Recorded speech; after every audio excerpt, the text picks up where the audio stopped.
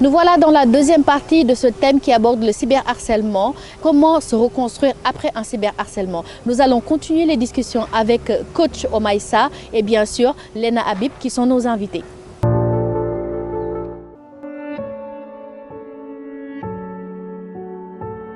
Ils avaient un groupe Telegram dans lequel ils mettaient toutes mes informations.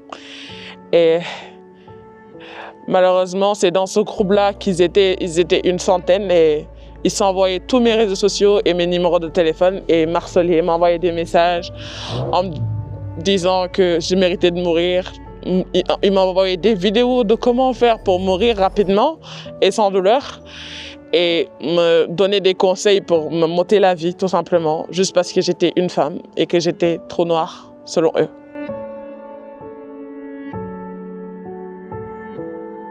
Alors ce cyberharcèlement s'est passé sur Internet, mais il n'y avait pas une seule nationalité. C'est-à-dire que c'était vraiment un groupe d'hommes qui se sont réunis et qui ont dit que je ne méritais pas de vivre.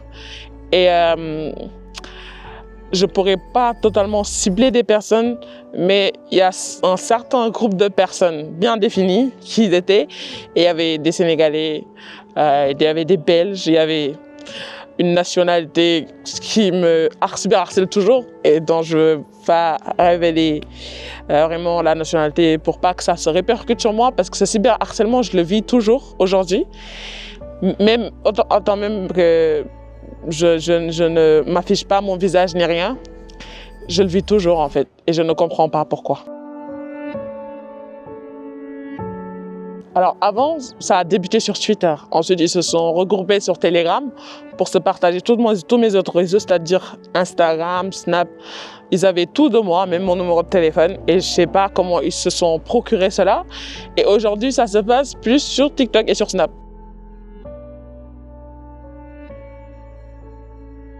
Non, c'est pas pour ça que j'ai choisi de m'habiller comme ça. J'ai choisi de m'habiller comme ça parce que avec ce cyberharcèlement, j'ai atteint un point où je croyais que j'avais plus d'issue et que ma seule issue était la mort. Et je dirais que ma religion m'a sauvée et j'ai choisi de mettre le voile. Mais même aujourd'hui, alors que j'ai choisi de mettre le voile, je me fais cyberharceler parce que j'ai choisi de mettre le voile.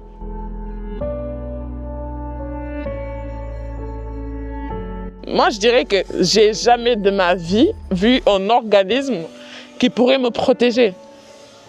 Et franchement, s'il y en a un, j'en ai hyper besoin parce qu'actuellement, c'est très chaud sur Internet parce que je ne savais pas. J'étais une jeune fille vraiment à qui on n'a pas éduqué sur ce genre de choses. J'avais aucune éducation sur le harcèlement, le cyberharcèlement. Je ne savais pas ce que ça voulait réellement dire.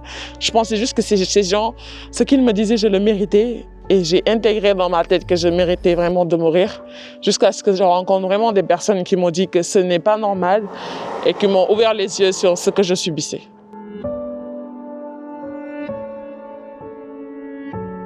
Ce cyberharcèlement a fait que je me suis haïe, j'ai haï ma couleur de peau, j'ai haï mes yeux, j'ai haï ce à quoi je ressemblais et je me disais que parce que je suis noire, je ne suis pas vraiment jolie. Et j'ai même pensé à me dépigmenter la peau, mais alhamdoulilah, je ne l'ai jamais fait. Et ça a fait que j'ai traîné une dépression depuis des années et j'en suis toujours pas guérie. Et je ne sais pas si, sincèrement, je ne sais pas si un jour je vais vraiment en guérir de cette dépression.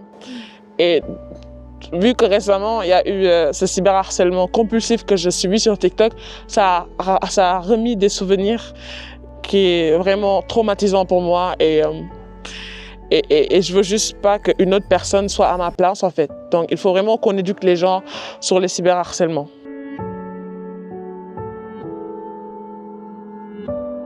Franchement, au début, il y a ce tabou d'aller voir un psychologue dans notre culture.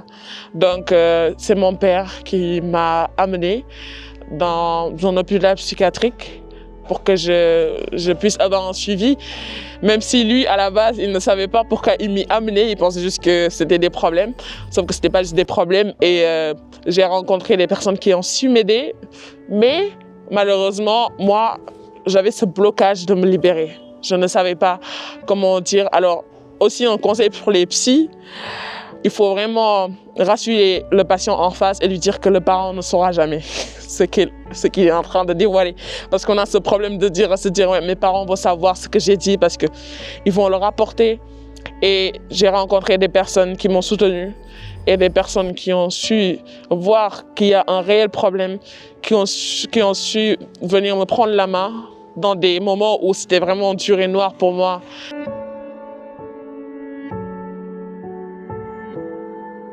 Les personnes qui me harcèlent, j'aimerais juste leur dire que je ne comprends pas pourquoi. Parce que je suis juste en train de vivre. Je ne suis pas en train de prendre votre oxygène, ni en train de vous interdire de faire ce que vous voulez. Alors pourquoi vous voulez m'interdire de faire ce que moi je veux, alors que je ne viole aucun de vos droits, je ne viole pas votre liberté de penser ni de faire.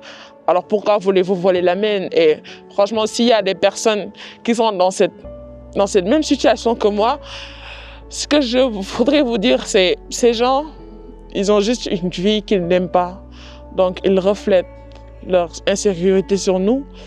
Et je sais que c'est dur parce qu'on arrive à un certain point où on se dit que je risque vraiment d'en finir avec ma vie, ou ce qu'ils disent c'est vrai, mais ce qu'ils disent c'est pas vrai. Ce qu'ils disent c'est leur propre insécurité qu'ils transportent sur vous. Alors demandez de l'aide, parlez-en à votre famille, à vos amis, à vos parents et cherchez un soutien psychologique parce que c'est très dangereux de s'isoler dans ce genre de cas. Voilà, de retour après ce témoignage. Je ne sais pas si je dois dire que c'est triste, je ne sais pas si... Je n'ai pas de mots en fait, parce que pour moi, gis nit comme ça, juste parce que tu es noir, juste parce que tu as des caractéristiques physiques qui ne te plaisent pas, mu jaral la nga def groupe dugg Telegram, ba pare di ko jox ay idées sur comment te suicider, pour moi c'est plus que de la méchanceté quand même. Effectivement, c'est plus que de la méchanceté quand même. Effectivement, c'est plus que de la méchanceté. Au fait, c'est l'extrême. Hein? Ah, on oui. ne comprend même pas le pourquoi du comment.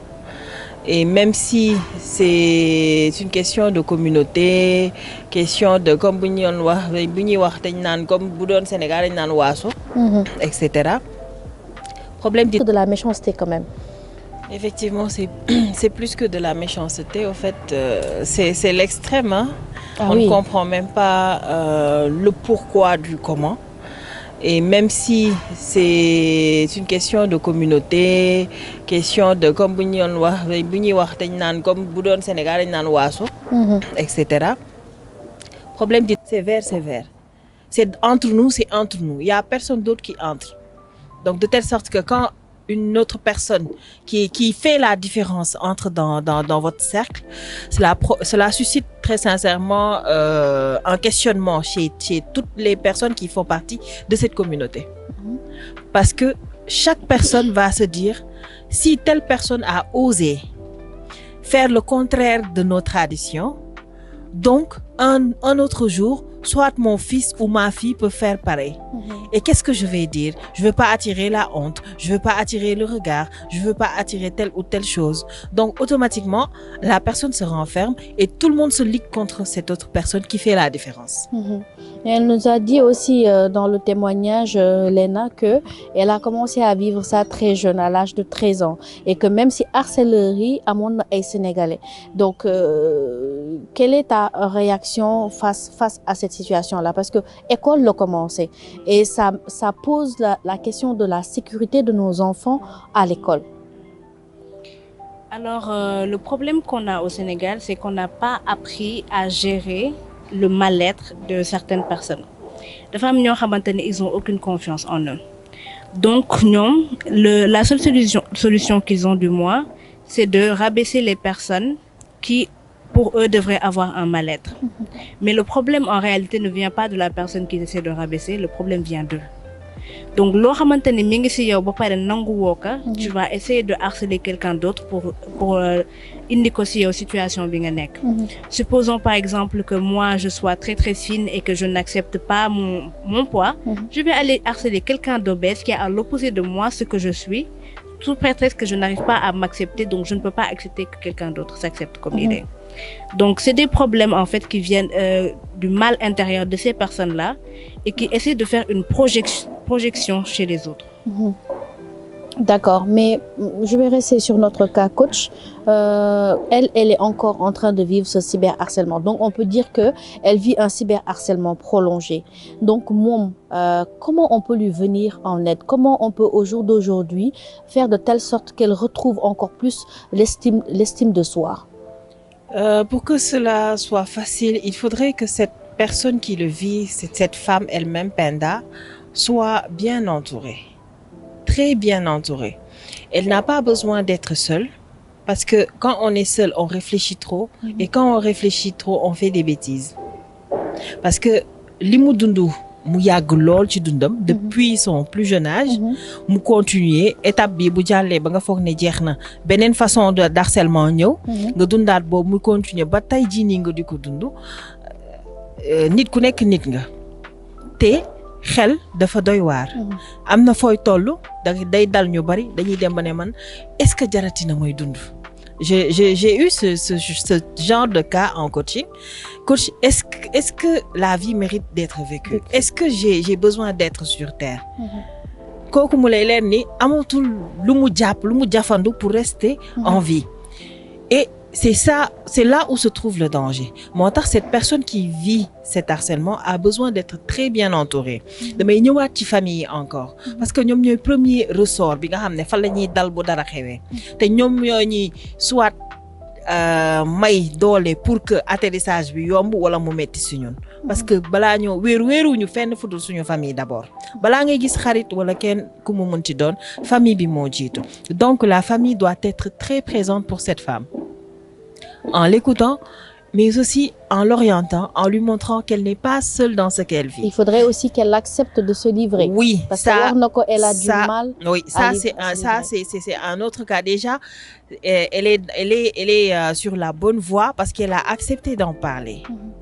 Dès le fait qu'elle accepte d'en parler, cela veut dire qu'elle est dans le processus de la guérison. Et donc ça peut aider aussi moromam yi nga xam ne bien sûr, parce que bari na effectivement ñoo xam ne ñu ngi koy dund te nanguwuñu génnee wax li nga xam ne moo nekk ci ñoom nanguwuñu exprimer li nga xamante ni que moom mooy li leen dal te tant que ñu ngi koy garder pour ñoom muy nourrir benn haine di nourrir benn peur ba dépression moom waxaalew ma ko parce que seen buntu néeg la taxaw mais day dem ba ci suicide et loolu moom kenn ñaanu ko yàlla.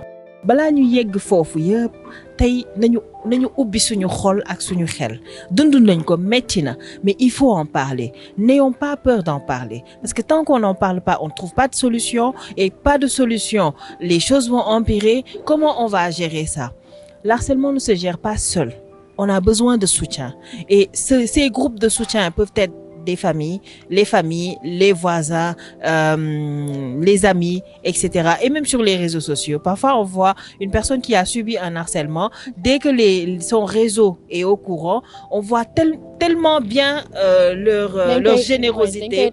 Voilà, taxaw biñ koy taxaw ci wan ko ni que yow tu n'es pas seul dans ça dañ koy taxaw ba ñoom ñooy endossé xeex be xuloo bi yëpp sur les réseaux sociaux et ça fait du bien au cœur parce que psychologiquement tu vas te dire que oui je ne suis pas seule je ne vis pas cette situation seule, j'ai des personnes sur qui compter et ces personnes vont m'aider à traverser cette période et c'est ça qui est beaucoup plus important. On n'a pas le droit d'être seul si on vit ce type toute forme d'harcèlement on n'a pas le droit d'être seul parce que tant que yaa ngi nekk yow kese rek xel li may wax dafa doy waar te fa mu lay yóbbu du la neex après te du neex say mbokk après balaa nag mu leen di naqari nañ ci teel a jóg accueillir la personne, l'accompagner, l'écouter et que cette personne accepte les bras qui sont tendus vers elle pour mener avancer. C'est très important. Merci beaucoup coach, li nga wax c'est très important et j'espère encore une fois que ñi ñuy seetaan dinañ comprendre bu baax yow li ngay wax. Léna, man je voulais aussi qu'on parle un petit peu des autorités parce que gis nañ ne que ne cybercriminalité mi ngi fi, CDP aussi mi ngi fi, naam sax ñu bëri xamuñu ko. Donc ma bëggoon aussi yow en tant que si côté plutôt développement personnel bi nga nekkee nga wax ñu un petit peu sa xalaat par rapport ak autorité yooyu ni ñuy doxalee seen communication par rapport ak cyberharcèlement yi nga xamante ne mi ngi am de plus en plus en ligne. Oui, alors bien avant les autorités, ça, il y a des institutions qui sont en ligne. Donc c'est des associations, tu peux les contacter pour qu'ils t'aident à régler certains problèmes. Comme par exemple, il y a Net Écoute. Il y a aussi SOS Harcèlement. Il y a aussi une association dont j'ai oublié le nom, je n'aimerais pas dire n'importe quoi, qui t'aide à faire supprimer un contenu qui a été posté sans ton consentement. Par exemple, vous faites que on a posté tes vidéos nues sur Internet. Donc cette association-là, à l'aide de ces informaticiens, vont t'aider à enlever ce contenu-là d'Internet. Il y a aussi, avec un peu de recherche, un outil d'intelligence artificielle qui, par exemple, on est à l'ère du digital, à l'ère de l'intelligence artificielle. Nous utiliser cette image avec intelligence artificielle pour créer de fausses photos et de fausses images à caractère pornographique.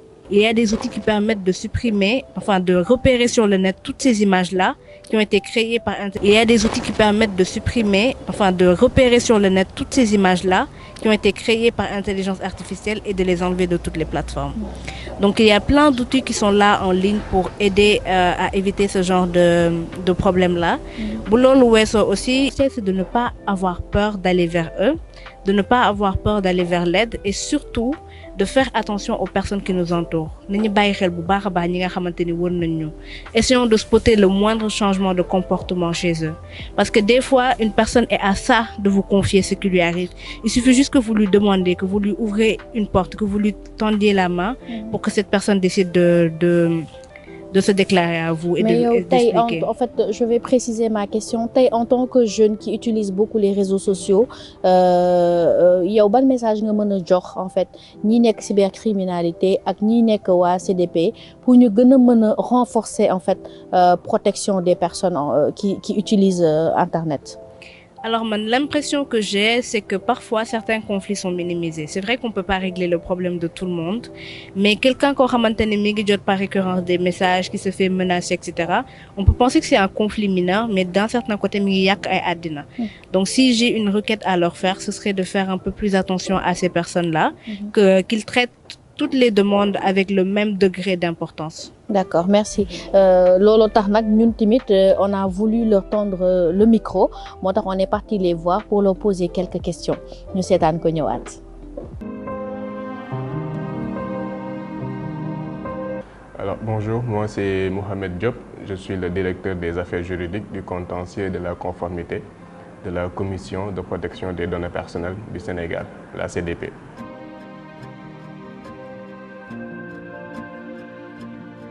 Alors, il y en a plusieurs, en tout cas les formes que la CDP identifie ou bien celles que nous avons l'habitude de voir. Cela passe par souvent des insultes ou bien des menaces qui sont proférées sur les réseaux sociaux, par exemple.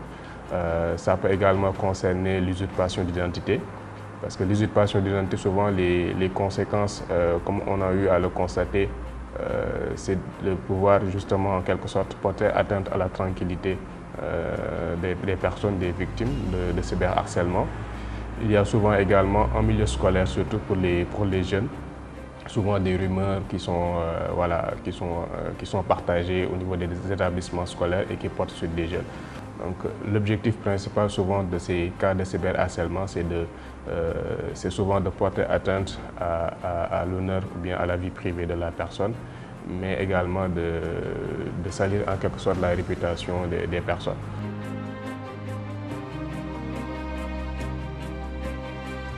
La plupart des victimes, en tout cas, que la CDP connaît, ou bien les cas qui sont signalés à la CDP, concerne les jeunes. Les jeunes qui sont soit au niveau des collèges ou bien au niveau des lycées.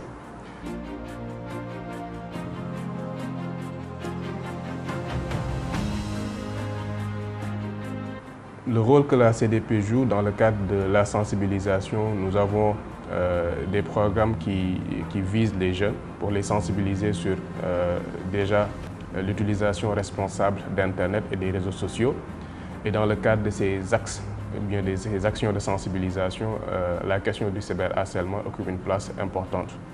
Donc souvent nous sensibilisons les jeunes, que ce soit les jeunes garçons ou bien les jeunes filles. Nous nous rendons auprès des établissements scolaires pour justement prêcher la bonne parole pour pouvoir permettre aux jeunes d'utiliser de façon responsable Internet et les réseaux sociaux, de ne pas nuire aux prochains, de ne pas porter atteinte à la vie privée ou bien à la réputation des autres. Donc c'est des programmes que nous menons auprès de ces établissements scolaires, mais également à travers des vidéos, à travers des capsules que nous publions souvent sur nos différentes plateformes. La sensibilisation ne se limite pas seulement auprès des jeunes, mais elle se fait également auprès des enseignants, parce que comme on a eu à le voir, en milieu scolaire, la question du cyberharcèlement est devenue une problématique. Maintenant, avec le développement de l'outil d'Internet et des réseaux sociaux, par exemple, il y a un rapport récent de l'UNESCO qui fait état que plus de 30% des jeunes au monde sont victimes d'intimidation en milieu scolaire. Donc 30%, c'est un chiffre qui est énorme. Et il y a un chiffre également qui concerne le Sénégal. D'après une dernière enquête en 2021 de l'OMS sur la santé des jeunes à l'école, qui dit que le Sénégal fait partie des pays qui sont, en tout cas sur l'échelle des pays où il y a plus de risques d'intimidation à l'école, avec un chiffre de 57,30%, dont 50% donc de jeunes filles. Donc, ces chiffres démontrent parfaitement qu'il y a un besoin actuellement de sensibiliser davantage au niveau des établissements scolaires, de sensibiliser autant les jeunes, les enseignants, mais également les parents d'élèves, parce que c'est une problématique qui est là. Souvent, des jeunes sont victimes de cyberharcèlement, mais ne partagent pas ces problématiques une fois à la maison, ou bien ne les partagent pas avec leurs enseignants. Et la CDP, avec d'autres acteurs, sont là pour justement sensibiliser à travers des programmes. Et nous avons noué pas mal de partenariats avec des institutions qui sont spécialisées justement pour lutter contre cette problématique, ce fléau, comme je l'ai dit, je l'appelle, c'est un fléau aujourd'hui au niveau des établissements scolaires sur le cyberharcèlement des jeunes et qui touche particulièrement les jeunes filles.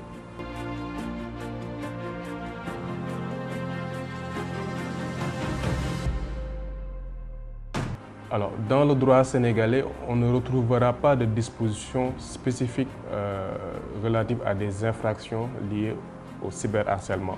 Par contre, il y a des infractions qui peuvent se rapporter au cyberharcèlement, les insultes, les injures qui sont proférées à travers les réseaux sociaux par exemple et qui concernent des jeunes. Il y a également la question de l'usurpation d'identité, le fait d'usurper l'identité d'un jeune pour pouvoir en tout cas porter atteinte à sa tranquillité ou bien à sa réputation.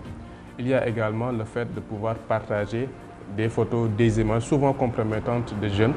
Pour ces types d'infractions, le code pénal sénégalais est très sévère. Donc, il y a des sanctions qui sont prévues, des sanctions à la fois d'ordre financier, mais également des sanctions portant sur des peines d'emprisonnement qui peuvent aller donc de 1 an, en tout cas de 1 an jusqu'à 7 ans de prison, et pour des amendes allant donc de 500 000 à 10 millions de francs CFA.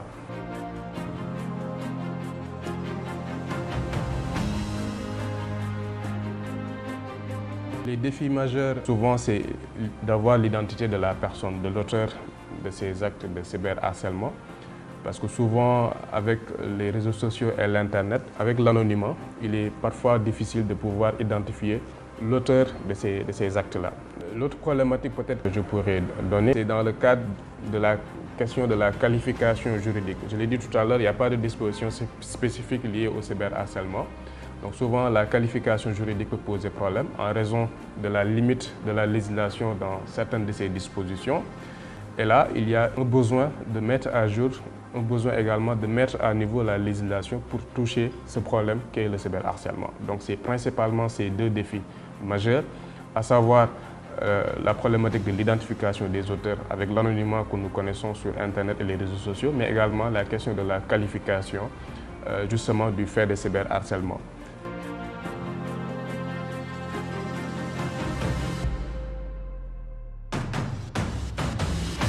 Alors, c'est une question qui est extrêmement importante parce que y a le côté du suivi psychologique justement des victimes, des jeunes.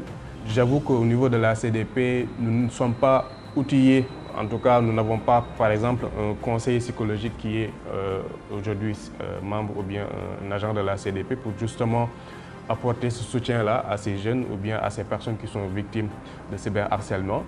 Par contre, nous avons des projets dans le cadre des collaborations que nous avons, par exemple, avec l'association Polaris Asso, qui milite également en faveur, justement, pour protéger les jeunes contre les actes de cyberharcèlement. Donc, des projets qui vont aller dans le sens de travailler avec des professionnels donc de la santé mentale, en quelque sorte, des psychologues, pour pouvoir justement apporter ce soutien à ces jeunes ou bien à ces personnes qui sont victimes de cyberharcèlement. Vous remercier pour justement nous avoir permis d'échanger sur cette question qui est aujourd'hui, je l'ai dit, devenue une problématique, que ce soit en milieu scolaire, dans nos quartiers, etc., la question du cyberharcèlement des jeunes. Donc c'était une occasion pour nous également de sensibiliser les jeunes, de sensibiliser les parents d'élèves et les enseignants sur cette question du cyberharcèlement en milieu scolaire surtout, et également de sensibiliser sur l'utilisation responsable des réseaux sociaux pour ne pas porter atteinte à la dignité, à la réputation et à la représentation de la personne. C'est la mission de la CDP, justement, de pouvoir accompagner tout le monde, que ce soit les jeunes ou bien les adultes, pour une meilleure protection de leur vie privée, mais également pour une meilleure protection de leurs données personnelles. Je vous remercie. Je suis professeur Aboussi, di psychiatre yëngu ci wàllu psychiatre légal nekk fii ci hôpital Fann di fi liggéey te di jàngale ci daara ju kaw bi naan Université Anta Diop bu Dakar faculté de médecine.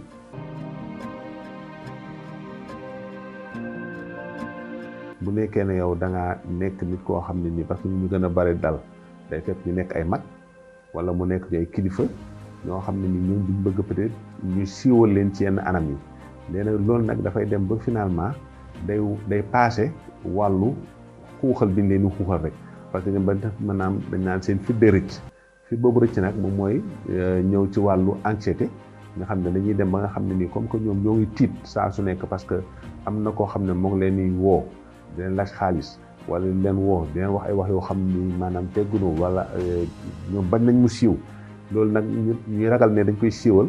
loolu dem ba daf leen indi ay tiit boo xam ne dañuy toog di tiit mooy anxiété boobu ñu doon wax xam ne dañuy toog seen fit di tëf tëfi bi nga xam lan mooy tëf tëfi seen fit bi ñuy toog di tiit bi nga xam lan moo leen tiital wala ñuy dem ba mel ni seen boli gi fii ci boli gi daa am lu fi nekk ba nga xam ne ni duñu mën a lekk bu baax donc loolu mu nekk wàllu anxiété wante tamit mën na dem tamit bu loolu waaso mën na dem ba jàll ci wàllu dépression maanaam nga xam ne kon léegi nit ki dem na moom ba loolu ñu koy xoqatal di ko tiital dem na ba nga xam ne daf na ko naqaru xol boobu daal di toog lu yàgg ba nga finalement mu nekk koo xam dootul ñemeeti génn dootul ñemeeti dem ci nit ñi wala heure bu demee ci nit moo yaakaar ne ñu koy xoolee dara wala ba mu jaral ko naqaru xol boo xam ne sax na su boobaa dañuy wax ne ko dépression la wante mën na ko indi tamit ay réaction psychotique maanaam nga xam ne nekkul koo xam ne nii dafay am psychose maanaam psychose mooy wàllu di yaakaar ni nit ñi dañu am dara daf lay def li ñu def mooy wàllu délire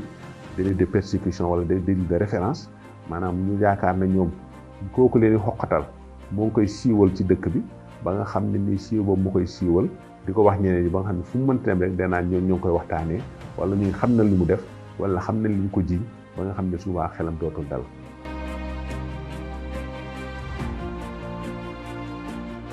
mën na indi nit ki am ay répercussions xam nga sànq ñu ngi wax ay répercussions psychologiques mais day am répercussion sociale avant répercussion sociale sax day am première répercussion mooy répercussion familiale mooy nit ki dafay commencer soppi doxalin ci biir kër gi maanaam di commencer naqari deret di commencer mel naka noo xam ne melu ko woon wala tamit nit ki mën na dem ba nga xam ne lii dootu nangooti génn day faral di tëju parce que yaakaar na ne moom liñ koy jiiñ wala liñ koy waxal moom nit ñi xam ne ko ba nga xam ne ni bu génnee moom la ñuy waxtaanee wala loolu mën naa am tamit impact ci liggéeyukaayam mu dem ci liggéeyukaayam ba defe ne moom siiwal nañ ko ba nga xam ne dina am comportement boo xam ne ni nekkul comportement bu gën wala boog muy jàpp ne am na ay nit ñoo xam ne ñoom la nekk ñun ñoo koy siiwal ak di ko yónnee message yooyu parce que nit ki bu nekkoon da nga kaa xam dina gën a yomb mais la plupart temps ñu koy def dafay nekk ñoo xam ne xamoo leen donc dafay indi benn climat de suspicion maanaam day indi benn climat boo xam ne dootoo wóolooti kenn ñàkk a wóolu ba mu nga wóolu kenn nga xam ne wóolootoo kenn nag boo demee nag yow nga dem ba nga xam ne da nga cee nekk tout le temps su boobaa day naqare nekkal.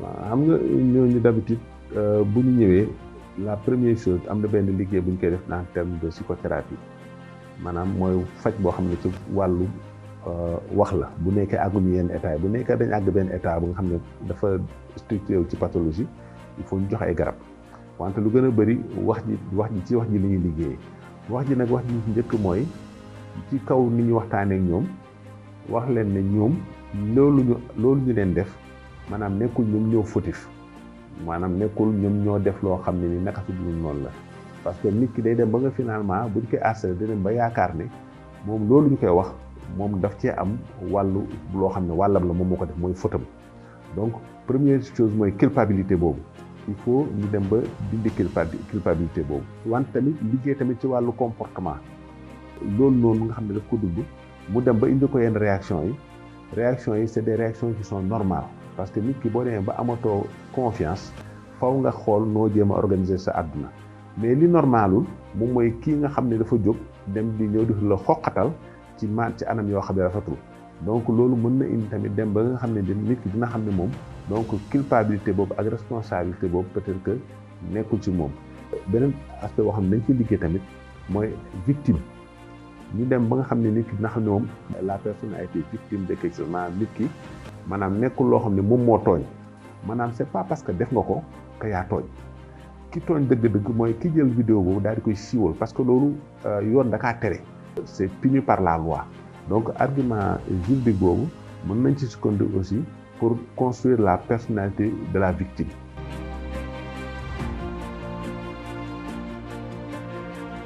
damay déglu léegi yenn ci xarala yu bees yi lu mel ni ay TikTok ay kii nga gis ci ay wax yoo xam ne teggunuwul te loolu dafa nekk ci domaine public wala nga gis ñu naan dañ koy xoqatal ci loolu di ko menacer naan ko yor naa sa photo wala yor naa sa lii boo xam ne loolu il faut ñu xam ne c'est déjà puni par la loi maanaam loolu ku koy def ku nekk yoon war naa mën a teg daan sa kaw parce que données personnelles kenn waru kaa siiwal te amoo ci yoon nit ki amoo droit vidéo ko te newoo ko maa ngi lay vidéo ba mu d'accord ci donc yow boo ko vidéo nit ki ak lépp lu mën na nekk ak lépp lu mën a def rek yow xamal ne nekkoo ci yoon renforcer le cadre juridique donc loolu il faut ñu def ko mais aussi gën a sensibiliser parce que xam nañu bëri ñoo xam ne ñoo ngi koy def xamuñu sax peut-être la portée xamuñu ñoom li ñuy def lan la loolu il faut ñu gën a informer la population sur les données à caractère personnel xam ne c'est un cadre am na cadre juridique boo xam ne moo koy protéger wante tamit gën a wax comme ni ngeen ko defee tey jii ci conséquence bi nga xam ne noonu la mën a am ci nit ki mën leen indil yàqal leen sa àdduna loo xam ne nii peut-être que loolu du neex a réparer donc ba nga xam ne mën leen indil ci yeneen feebar donc il faut tamit ñu sensibiliser ci nit ñi ba pare tamit aussi sensibiliser xale yi ci xam ne ni les technologies yi dafa nekk loo xam ne dafa war a yombal suñu àdduna wante warul nekk loo xam ne dafa war a compliquer suñu àdduna bu dee ba war a compliquer suñu àdduna nag subaa nag ñu war a jël ay décisions daal di koy yemale ne xam ne nag affaire bi nii lay yem.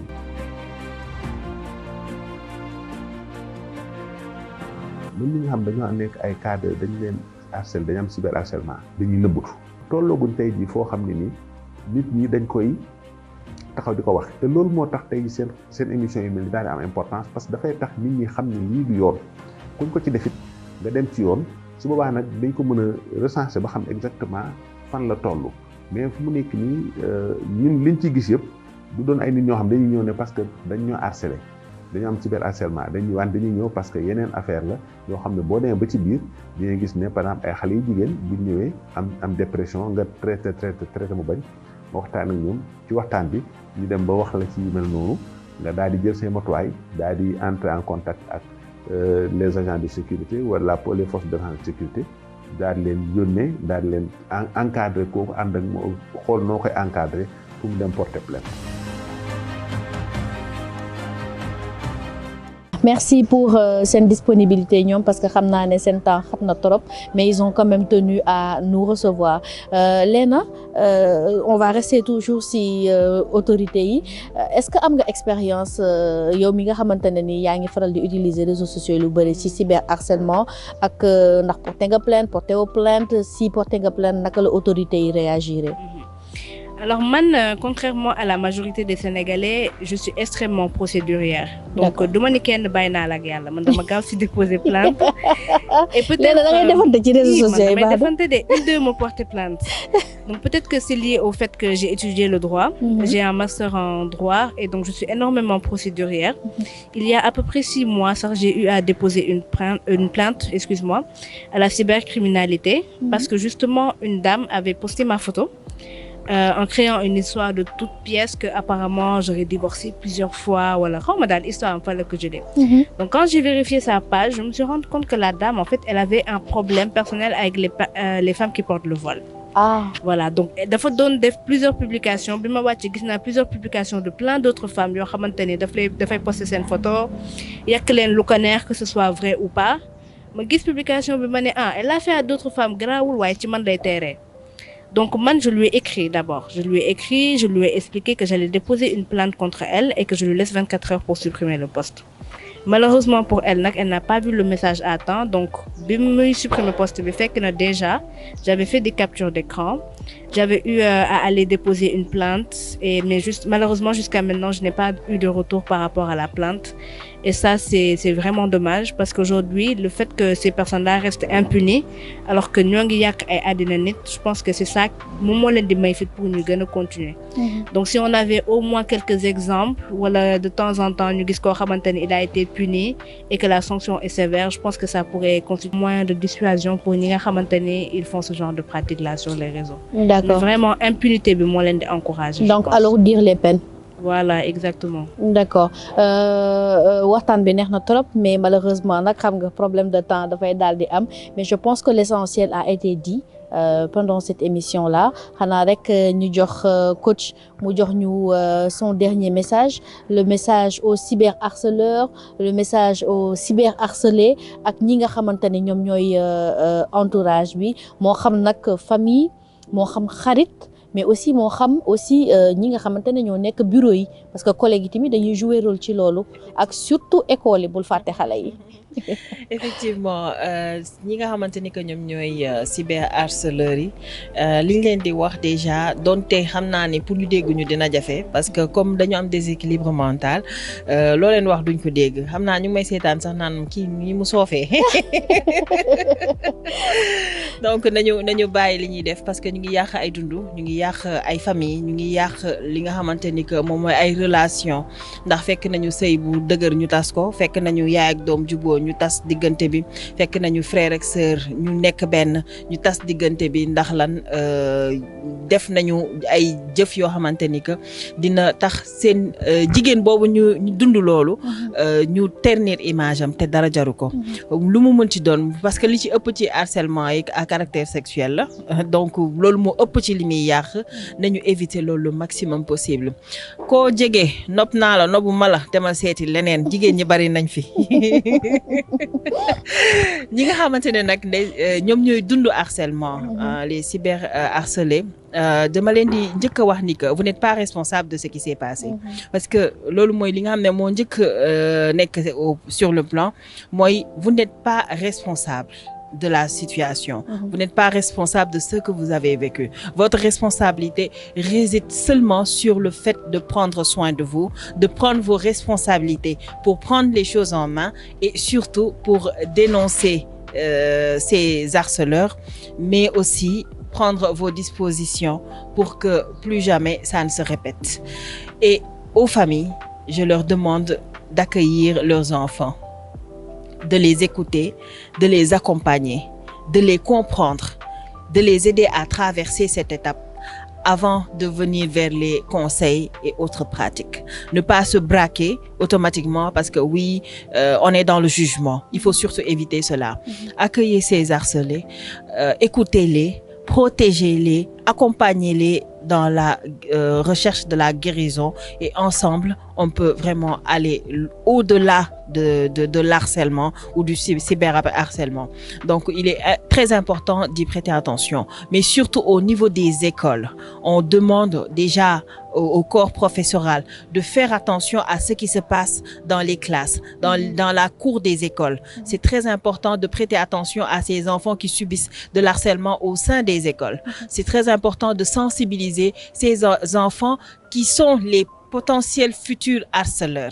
Parce qu'il y en a dans les écoles et il faudrait prêter attention à eux et les sensibiliser, les orienter, régler le problème à bas âge avant que cela ne devienne très sincèrement quelque chose d'inarrêtable. Donc, faisons attention à nos enfants et les enfants qui subissent de l'harcèlement au niveau scolaire, il faudrait les plus travailler sur eux parce que c'est eux qui sont beaucoup plus fragiles que les adultes. Donc, on leur prête attention, on les accompagne, on les traite avec beaucoup de générosité, de respect et avec le don de soi que nous avons dans cette communauté, je pense que nous pouvons lutter contre le cyberharcèlement ou l'harcèlement dans le cadre général. Merci beaucoup coach, merci beaucoup Lena pour vos disponibilités et surtout ñu woo leen ngeen ñëw waxtaan ak ñun ci li nga xamante ne moom moo di cyberharcèlement. Lena et coach l'ont dit, vous n'êtes pas responsable, vous qui êtes cyberharcelé. Votre seule responsabilité, c'est de prendre soin de vous et de vous défendre. Et au cyberharceleur, du ma ñëwaat ci message bi nga xamante ne coach ak Lena wax nañ ko, mais moi ce que j'ai à vous dire, vous téléspectateurs qui nous regardez, chacun est responsable parce que c'est une chaîne. Ça se passe dans le digital, mais tout commence dans la vie réelle. À bientôt dans un nouveau numéro de Bien dans ma peau.